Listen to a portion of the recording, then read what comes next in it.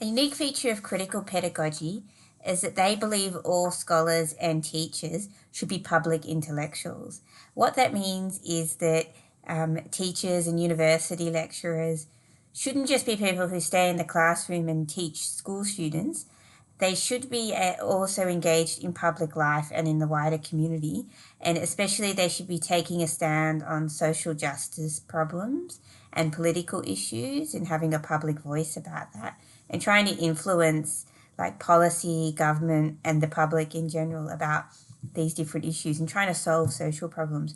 So it's a different role to the traditional role that we think of teachers having. But they also think students should be doing this too. So students and everybody should be involved in sort of trying to change the world and solve social problems.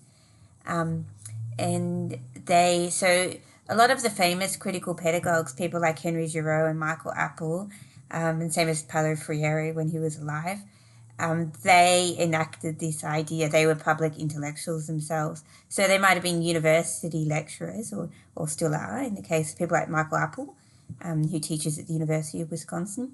But they also have quite a well-known, they're quite well-known public figures, and they speak out on a lot of issues such as, it could be anything from issues to do with racism. A lot of the most famous ones are American, like Michael Apple.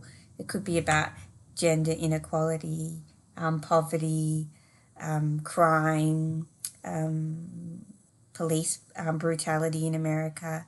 Or, Donald Trump, Henry Giroux has spoken out about, so any sorts of issues like that.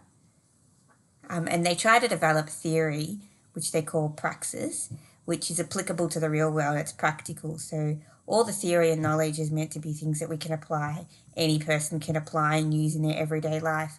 However, when you actually read some critical pedagogy, it's very difficult to understand, and it's not very accessible to ordinary people.